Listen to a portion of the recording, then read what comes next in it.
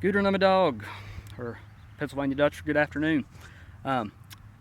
Here we've got the stone of Jacob Friedrich Mauser, or Maser. Probably Masers and Mausers probably came from the same root originally. I had a teacher named Mauser, or Maser, when I was in elementary school, even though he spelled it Mauser. He pronounced it Maser, so maybe the family here pronounces it Maser. I'm a foreigner in a strange land right now. I've hardly been to Catawba County, but here I am in Newton. Anyway, let's talk about this one. So one thing to note is that Germans typically did not get involved in politics in the 18th century backcountry. Part of that is because of the language difference. But nonetheless, some of them are going to get heavily involved.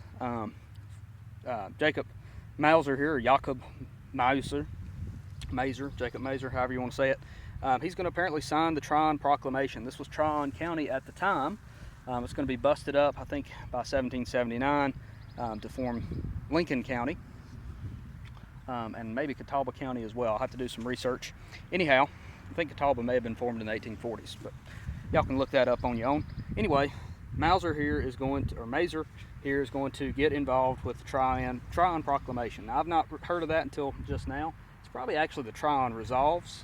Here in backcountry North Carolina, a lot of people like to get fancy about proclamations and declarations, a la the Mecklenburg Declaration of Independence, and they claim that resolves were really declarations or proclamations. Not really the same. Anyway, one thing I wanted to point out, on our other ones we've seen here, Ruet, spelt in High German. Now on this one, we've got Her, H-I-R, Ruet, actually that's a T and a D. We've got Rud, looks like R-U-H-T-D, maybe that's an E there. Anyway, we're ending with a D instead of the T. This shows a change in some of the spelling, and that's probably indicative of pronunciations from the time. Now, in German, words that end in a D typically sound like they end in a T, and so they're pretty interchangeable letters. Now on this one, back to this one again, you can see here, Ruet.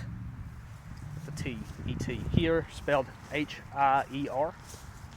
Now I've seen another one over here, Joseph Herdel.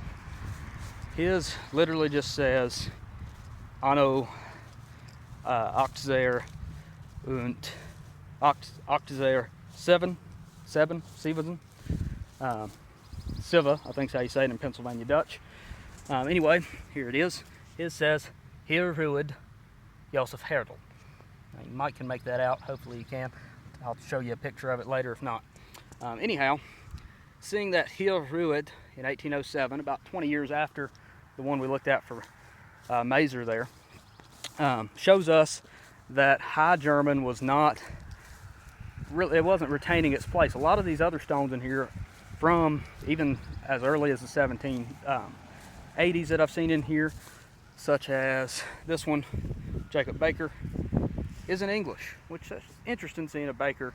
Well, this is probably actually a German still. Baker is a cognate of the German Baker, and Baker means a baker. And if you know German better than me, please do correct me in the comments on this film.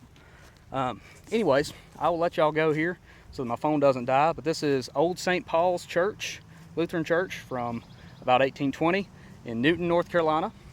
If you're ever in this section of the country, and you want to check out some Pennsylvania Dutch, Pennsylvania German, whatever you want to call them, gravestones, as well as just North Carolina history, American history in general, early American history.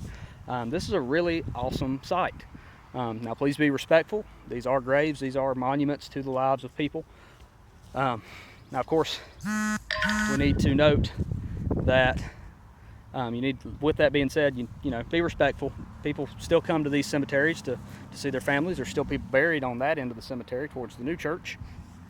One thing I want to leave you with, I learned this the other day from a guy I know named Aaron Kepley over at the Rowan Museum, from a video he did in, I think in Oregon or Zion Church's cemetery, is that the rows you see here are not original. I've noticed a bunch of these stones are actually footstones that should go with other ones.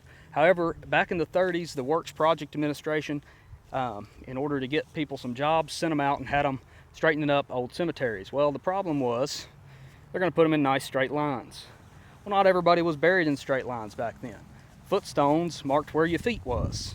Now, because of this change, we can now see that a lot of these stones are out of place. So that's a thing to consider when visiting an old cemetery. Where you walk might not actually be the grave, but really take into account that everywhere is a grave. Just be respectful. I mean, you got to walk on the dirt, and I don't think it'll hurt nobody. I don't think they'll get too mad. But be respectful, be careful around the stones. As I said earlier, be very careful if you touch the stones. Do not do any rubbings, please, because it could damage them. I mean, they've been here for over 200 years, so let's try to keep them for another 200, as long as we can, because this is a part of our heritage as Americans, regardless of whatever race you are, whatever language you speak. Whenever your family came over from wherever they came from, remember that this is part of the American story. So this is Mr. Bennett for Mr. Bennett's History Minutes from Old St. Paul's Church in Newton in Catawba County. Subscribe and stay tuned for more History Minutes. Take care. Auf Wiedersehen.